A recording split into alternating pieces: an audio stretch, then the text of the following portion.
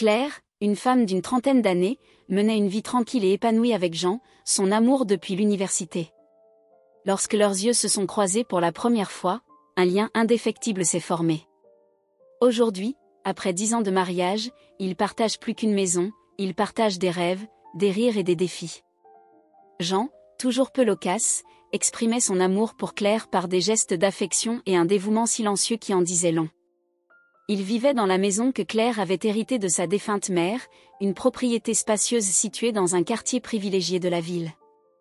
Pour Claire, cette maison n'était pas seulement un ensemble de murs, mais un dépôt vivant de souvenirs d'enfance, de rires partagés et de larmes versées. Chaque coin de la maison résonnait des histoires des générations passées. Il y avait une tache d'eau au plafond, et Claire demandait toujours à Jean d'engager quelqu'un pour la réparer, mais il ne le faisait jamais. Un jour, un événement inattendu met à l'épreuve la solidité de leur mariage, un homme frappe à la porte. Il s'agit d'un médecin qui a l'ambition de construire une centrale hydroélectrique à proximité. Le quartier devient de plus en plus populaire, attirant un flux constant de travailleurs, et par conséquent, augmentant la valeur des propriétés. Le médecin, à l'affût d'une opportunité, propose une somme exorbitante pour la maison, 1,5 million. L'offre est alléchante pour Jean, qui n'avait jamais imaginé posséder une telle somme. L'espace d'un instant, l'idée d'une vie encore plus confortable brille dans ses yeux. Mais pour Claire, la somme offerte n'est pas suffisante pour compenser les pertes. Jean, tu ne comprends pas. Chaque pièce de cette maison me rappelle les moments passés avec ma mère et mes frères. Comment mettre un prix là-dessus, dit-elle, les yeux pleins d'émotion. Jean, conscient de la profondeur des liens qui unissent Claire à la maison, tente d'argumenter de manière pragmatique. Claire, pense à l'avenir. Nous pouvons acheter une autre maison, peut-être même une meilleure. Cet argent pourrait changer notre vie. Mais Claire rétorque, il ne s'agit pas de l'argent, Jean. Il s'agit de notre histoire, de nos souvenirs. Je ne peux pas les vendre. Cette discussion marque le début d'une période tumultueuse dans le mariage.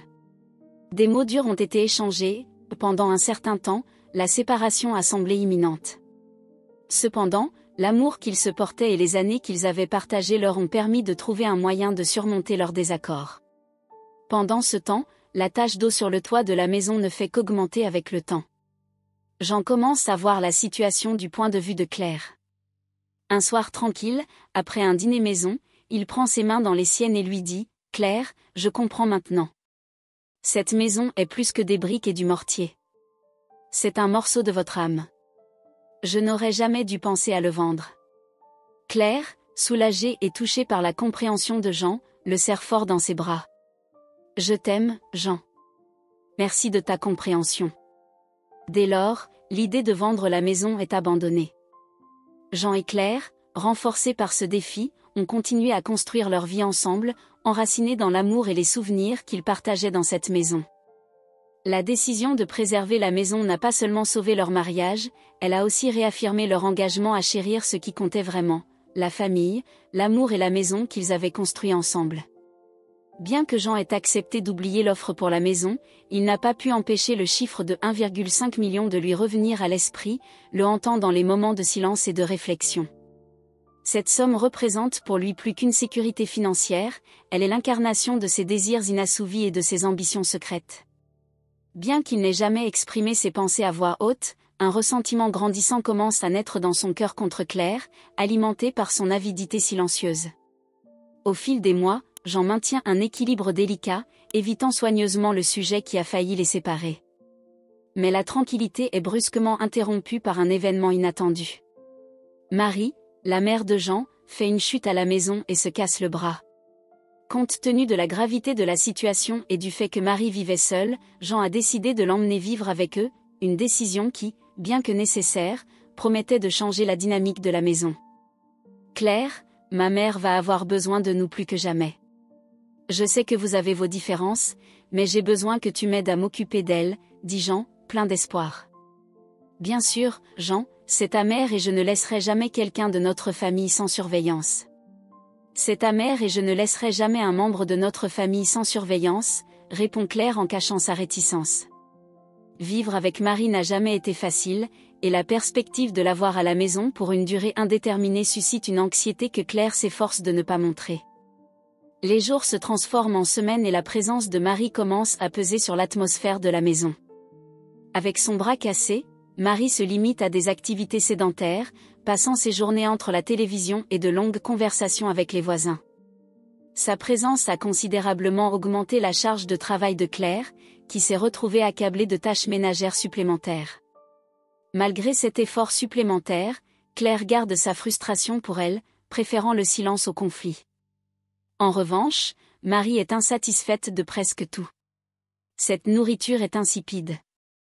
Tu ne sais pas cuisiner comme moi, se plaint-elle constamment, sans reconnaître les efforts de Claire. Un après-midi, après une journée particulièrement difficile, Claire se défoule auprès de Jean.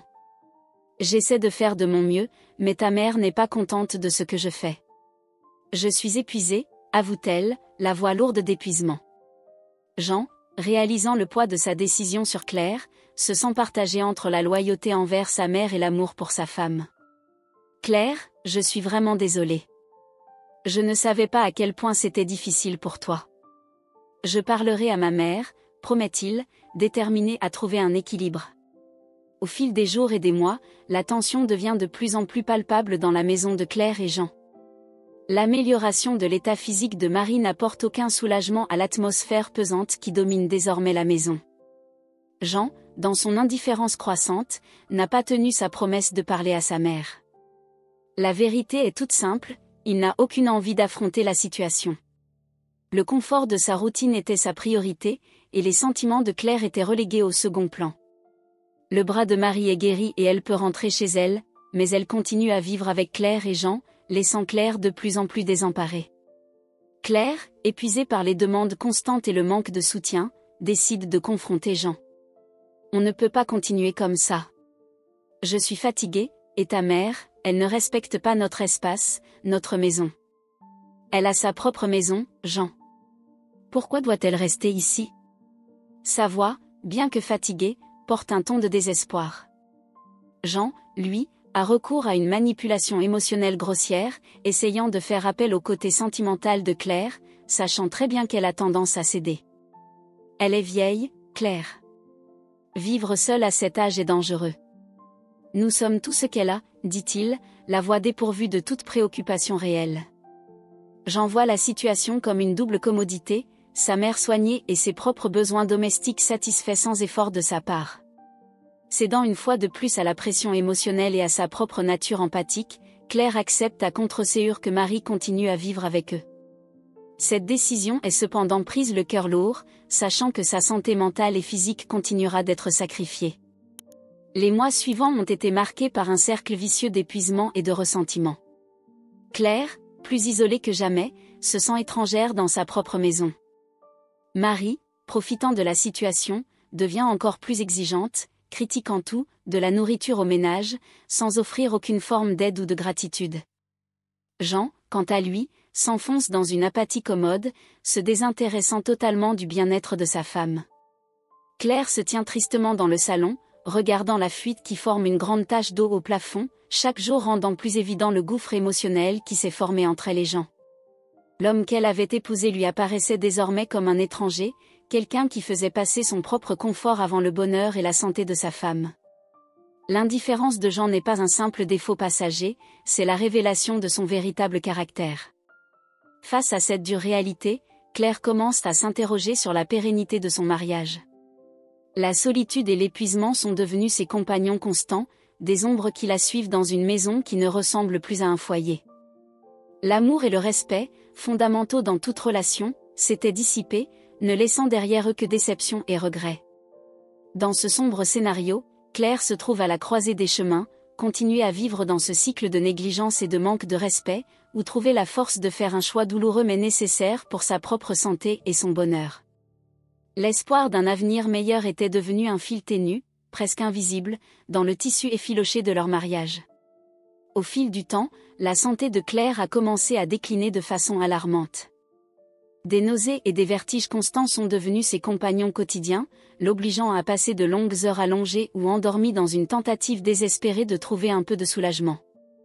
Cependant, ce changement de comportement ne suscite ni inquiétude ni empathie de la part de Jean ou de Marie, mais plutôt des accusations de paresse et de négligence.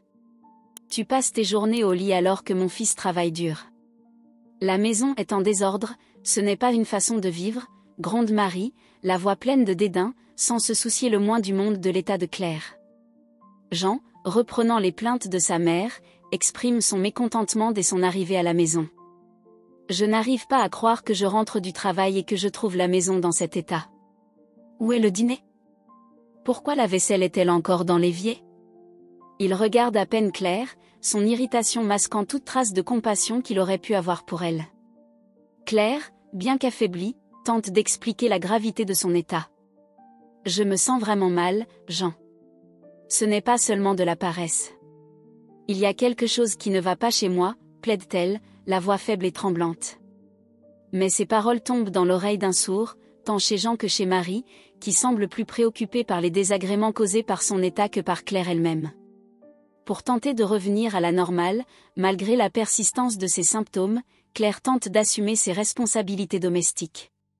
Mais cet acte de détermination ne fait qu'aggraver son état physique. Un jour, l'effort est trop important et elle s'effondre sur le canapé. Marie, témoin de la scène, l'accuse une dernière fois de paresse avant de s'en aller, laissant Claire seule dans son angoisse. Lorsqu'elle reprend conscience, la gravité de sa situation devient indéniablement évidente pour Claire. Poussée par un sentiment d'urgence, elle se rend à l'hôpital. Là, alors que le médecin soupçonnait qu'elle était enceinte, une lueur d'espoir a brillé dans son cœur. L'idée de mettre au monde une nouvelle vie, malgré les circonstances difficiles à la maison, lui a offert un moment de joie indescriptible. Cependant, cet espoir a été brusquement brisé par le résultat négatif d'un test de grossesse. Des tests ultérieurs ont révélé une vérité bien plus sombre. Claire était atteinte d'un cancer avancé. La nouvelle lui est tombée dessus comme un coup dévastateur, la plongeant dans un abîme de désespoir et de peur. Ce qui semblait au départ être une simple maladie s'est transformé en un combat pour sa vie, un combat que Claire allait devoir mener avec peu ou pas d'aide de la part de Jean ou de Marie.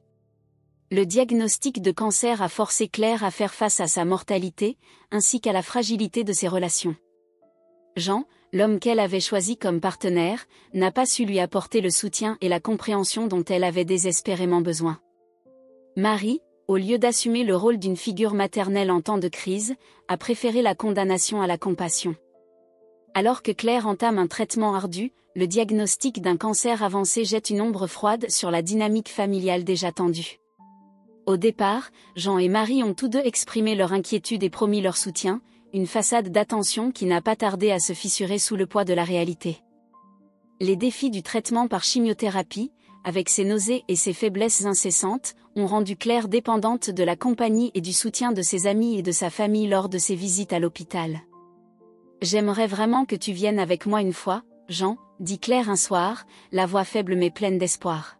« Je sais, mon amour, mais tu sais à quel point le travail est prenant en ce moment. » « J'ai vraiment besoin de me concentrer, » répond Jean en détournant le regard, la culpabilité piquant sa conscience, mais pas suffisamment pour l'inciter à changer de comportement. Marie, quant à elle, reprend les tâches ménagères avec un air de mauvaise volonté, ses gestes sont chargés d'une rancœur silencieuse. Chaque regard qu'elle jette sur Claire porte un jugement tacite, une critique muette de son incapacité à s'en tenir à son ancienne routine. Alors que Jean devient de plus en plus distante, rentrant tard à la maison et évitant toute interaction, Claire se retrouve de plus en plus isolée dans sa propre douleur et sa propre souffrance. La perte de ses cheveux et la pâleur de son visage sont devenues des marques visibles de son combat, mais pour Jean, elles semblent être des rappels gênants d'une réalité à laquelle il souhaite échapper. « Claire, j'essaie, mais c'est difficile pour moi aussi, » avoue Jean un soir, ses mots sonnant creux dans le silence pesant qui règne entre eux. « J'ai besoin de toi plus que jamais, Jean, » répond Claire, les larmes encadrant la douleur et la solitude dans ses yeux. Pas seulement quand c'est pratique ou facile. Le repli sur soi de Jean est de plus en plus évident, ses excuses pour justifier ses retards de plus en plus boiteuses. Encore du travail supplémentaire, dit-il en évitant le regard de Claire qui n'a plus la force d'affronter ses mensonges. Pendant ce temps, la tache d'eau au plafond s'agrandit et goutte maintenant lorsqu'il pleut. alors que les effets secondaires de la chimiothérapie deviennent de plus en plus visibles, modifiant l'apparence de Claire d'une manière qu'elle n'aurait jamais imaginée, un changement sombre se produit dans la façon dont Jean la voit. La perte des cheveux de Claire, effet secondaire dévastateur du traitement, est devenue un tournant inattendu dans leur relation. Pour Jean, c'était un rappel constant et inconfortable de la maladie de Claire, une réalité qu'il semblait vouloir fuir. Chaque fois que Jean regardait Claire, l'absence de ses cheveux provoquait un mélange de malaise et de détachement, des émotions qu'il comprenait à peine et qu'il ne savait pas comment gérer. Bien qu'il n'ait jamais exprimé ses sentiments, le changement dans la dynamique de leur relation était palpable. Les moments partagés diminuent, les conversations deviennent superficielles et l'intimité émotionnelle qui les liait autrefois semble s'être évanouie. Jean commence à passer plus de temps loin de la maison, justifiant ses absences par le travail ou d'autres obligations. Ces justifications ne parviennent cependant pas à masquer la vérité sous-jacente, il se désintéresse de Claire, non pas à cause de ce qu'elle est à l'intérieur, mais à cause de la transformation extérieure imposée par sa lutte contre le cancer. Le fait que la maladie de Claire révèle la superficialité de son affection ajoute une couche de tristesse et d'isolement au fardeau déjà lourd qu'elle porte. La triste réalité de sa situation a frappé Claire de plein fouet. Elle réalise qu'elle ne lutte pas seulement contre une maladie dévastatrice, mais aussi contre l'indifférence et l'abandon de ceux qui auraient dû être à ses côtés. La maladie a révélé la fragilité de son mariage et la superficialité de l'engagement de Jean. Dans cet environnement de plus en plus sombre, Claire a trouvé un certain réconfort dans la présence d'amis et de parents, dont le soutien inconditionnel a illuminé ses jours les plus sombres. Ces moments d'affection et de compréhension sont apparus comme des lueurs d'espoir, lui montrant que même si le voyage était solitaire à bien des égards, elle n'était pas complètement démunie. Face à la dure réalité d'un mari distant et d'un combat pour sa vie, Claire a commencé à envisager l'idée de chercher la force non pas dans ceux qui ne lui offraient pas de soutien, mais dans sa propre résilience et dans la communauté qui s'est formée autour d'elle. Une petite consolation au milieu d'une tempête de défis. Le parcours de Claire dans sa lutte contre le cancer a pris une tournure sombre lorsque son médecin lui a annoncé que la chimiothérapie était inefficace pour stopper la progression de la maladie. Assise dans la salle de consultation froide, elle écoute attentivement le médecin qui, d'une voix pleine d'empathie, lui explique le concept des soins palliatifs. « Claire, nous sommes arrivés à un point où nous devrions nous concentrer sur votre qualité de vie plutôt que de poursuivre des traitements agressifs », explique-t-il en lui adressant un regard où se mêlent compassion et tristesse. Claire hésite, la réalité de la situation commence à peser sur ses épaules. « Cela signifie que nous ferons tout ce qui est en notre pouvoir pour que vous soyez à l'aise, sans douleur », poursuit le médecin, essayant d'apporter un peu de réconfort au milieu de cette nouvelle dévastatrice.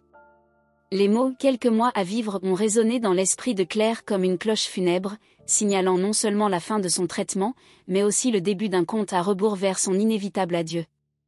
Alors qu'elle annonce la nouvelle à Jean et Marie, Claire observe leur réaction. Bien que secouée, l'absence de larmes sur leur visage en dit long sur la distance émotionnelle qui s'est installée entre eux au fil de sa maladie.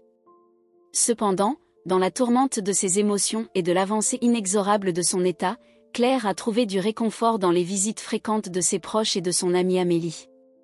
Amélie, en particulier, est devenue une source de soutien inébranlable, pleurant ouvertement la douleur de son amie et faisant de son mieux pour être à ses côtés.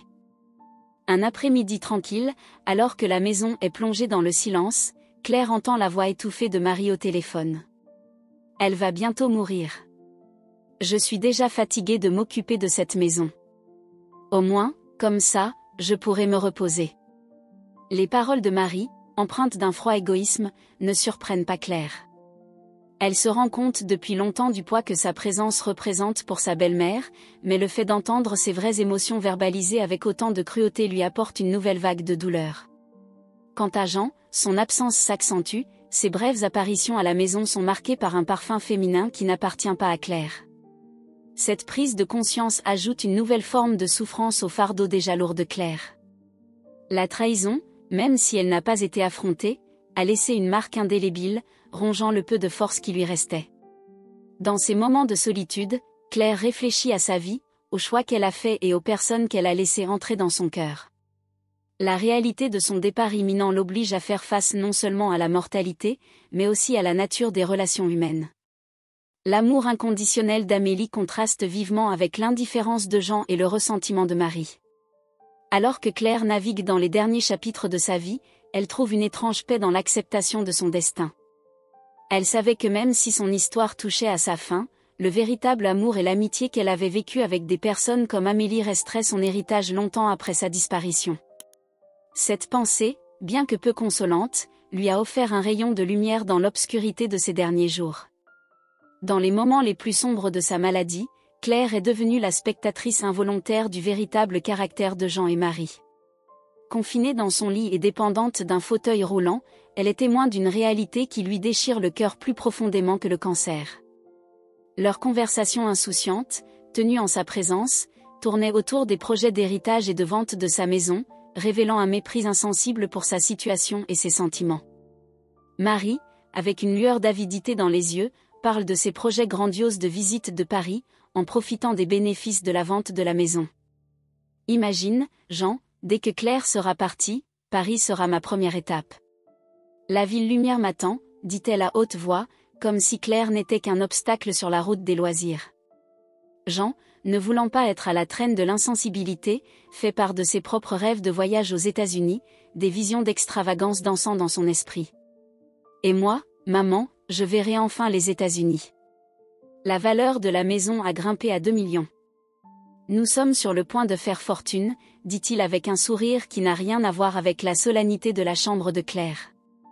La révélation que Jean avait déjà entamé le processus de vente de la maison, en vertu de la procuration que Claire lui avait autrefois confiée, est un coup dur qui la laisse abasourdie. Cependant, l'univers semble avoir prévu un rebondissement dans les plans cupides de Jean. Lorsqu'il tente de finaliser la vente, il se heurte à un obstacle juridique inattendu, il s'avère que la maison n'appartient pas uniquement à Claire. Elle appartenait à un cercle plus large de sa famille, un détail que Jean avait ignoré avec arrogance. La mère de Claire avait sagement inclus d'autres membres de sa famille dans son testament, répartissant la propriété entre plus de 7 personnes, dont les frères et sœurs de Claire et quelques cousins. Ses parents, tous très aisés, ont accepté à l'unanimité de laisser Claire vivre dans la maison, puisqu'elle s'était occupée de sa mère dans les derniers jours de sa vie. Cette propriété collective a rendu les projets de Jean et Marie vains, leurs rêves de dépenses extravagantes contrariés par le lière comparatif. En apprenant cela, la fureur de Jean et Marie ne connaît pas de limite. Tout ça pour rien. On n'en tirera presque rien, s'exclame Jean, bouillant de frustration. Marie, tout aussi furieuse, se lamente sur ses espoirs déçus, sa cupidité mise à nu face à des plans contrariés. Pour Claire, assister de son lit à cette démonstration de cupidité et de trahison a été une confirmation décevante du véritable caractère des personnes qu'elle considérait autrefois comme sa famille. Leur manque d'empathie et de compassion, associé à leur empressement à tirer profit de sa disparition, a été une révélation douloureuse mais éclairante. Elle a brisé toutes les illusions qu'elle pouvait avoir sur leurs intentions et leur loyauté. Jean et Marie, impatients et désabusés par la lente progression de la maladie de Claire, ne cachent plus leur mécontentement. Leur espoir d'une résolution rapide de la situation tragique de Claire s'estompe au fur et à mesure que celle-ci se stabilise, déjouant les pronostics initiaux des médecins. Un jour, dans un moment d'insouciance, Claire surprend des bribes de conversation qui confirment ses pires soupçons. Par les interstices d'une porte entr'ouverte, elle entend Jean préparer son départ, comptant les jours pour réclamer sa part d'héritage. Quand elle mourra, je viendrai chercher ma part. Ce n'est pas ce que j'espérais, mais 200 000 €, c'est toujours ça de prix, dit-il, des mots qui transpercent le silence et le cœur de Claire d'une froideur calculatrice. J'enlève les yeux vers le plafond et vois la grande tache d'eau causée par la fuite. Il se dit, je suis content de ne pas l'avoir fait réparer et quitte la maison de Claire. Après le départ de Jean, qui la laisse seule dans la maison, Claire, abattue, se tourne vers la seule personne en qui elle sait pouvoir avoir une confiance inconditionnelle, son amie Amélie. En larmes et la voix étranglée, Claire lui fait part de ce qu'elle a entendu, de la douloureuse trahison de Jean et de l'abandon de Marie. Amélie, toujours le roc sur lequel Claire s'appuie, réagit avec indignation et promet de s'occuper d'elle avec le dévouement et l'amour d'une vraie famille. Ne t'inquiète pas, Claire. Je serai toujours là pour toi, lui assure Amélie avec une détermination à toute épreuve.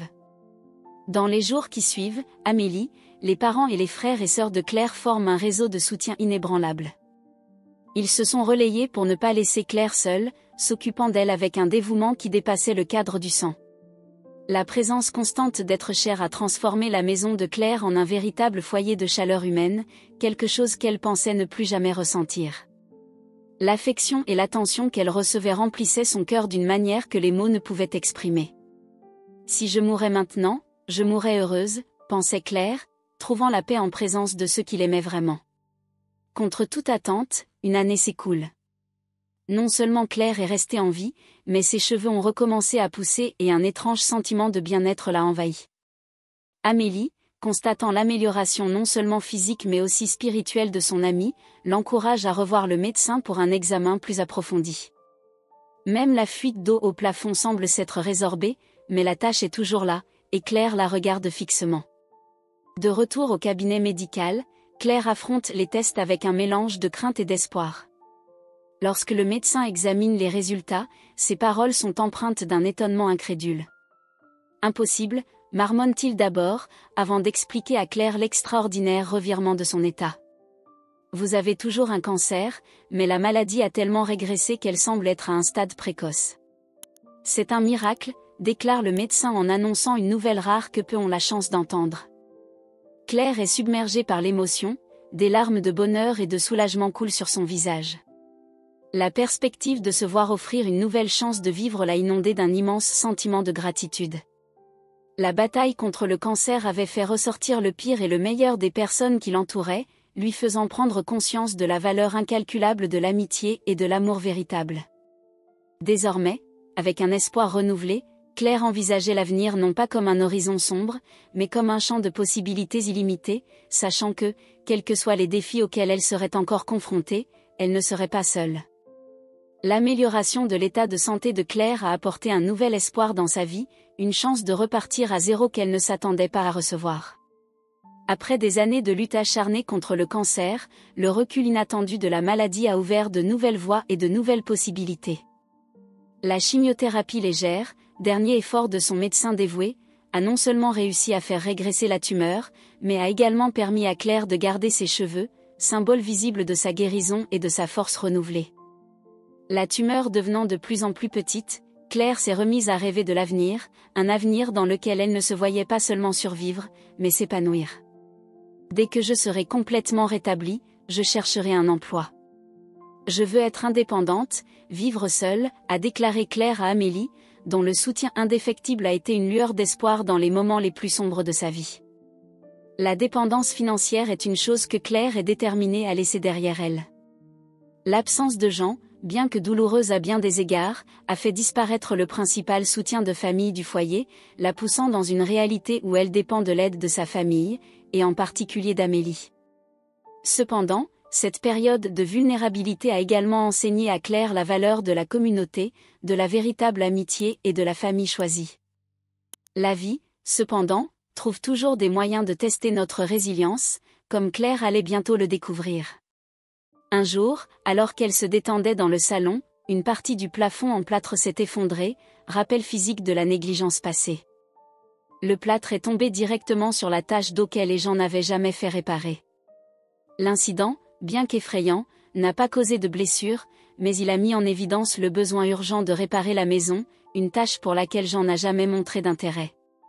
Amélie, toujours prête à aider, appelle un ami maçon, Pierre, qui promet de s'occuper du problème.